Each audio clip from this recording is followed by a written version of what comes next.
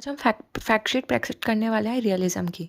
ठीक है, तो इससे पहले मैंने बहुत सारी फैक्ट शीट्स प्रैक्टिस करा दिया, तो आप देख लेना। क्लासिकल रियलिज्म में पहले आएंगे थ्यूसिडाइड्स, फिलोपिनेशियन वॉर, मैकियावेली का द प्रिंस, हॉब्स का लेवियाथन। फिर उसके बाद कौन कौन से आएंगे, फिर हंस मॉर्गन्थो आएंगे। हंस मॉर्गन्थो को फादर ऑफ आयर बोला जाता है, पॉलिटिक्स अमंग नेशन इनकी बुक है।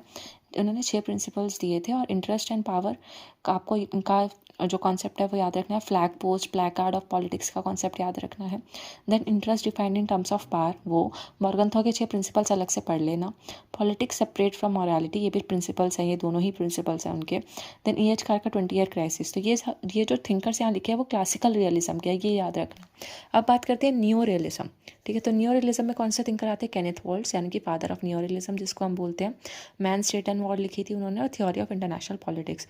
जॉन मेयरशाइमर, जो कि आपका ऑफेंसिव रियलिज्म के लिए, ऑफेंसिव न्यू रियलिज्म के लिए जाने जानते हैं। Tragedy of great power, politics. Politics word यहाँ मिसिंग है।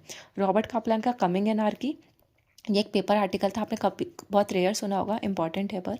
और एशियाज कॉलेट्रॉन, पायोनियर इन सिस्टम अप्रोच। फिर रॉबर्ट जेरविस का perception and misperception in international politics.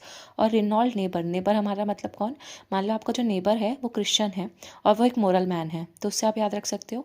And nature and destiny of man, तो आपकी डेस्टिनी है कि आपको एक अच्छा मोरल क्रिश्चियन नेबर मिला है। तो ये आपसे 3 बुक आप रिनॉल्ड नेबर से ऐसे याद रख सकते हो। So thank you so much for watching, मिलते हैं नेक्स्ट लेक्चर में, बाय बाय।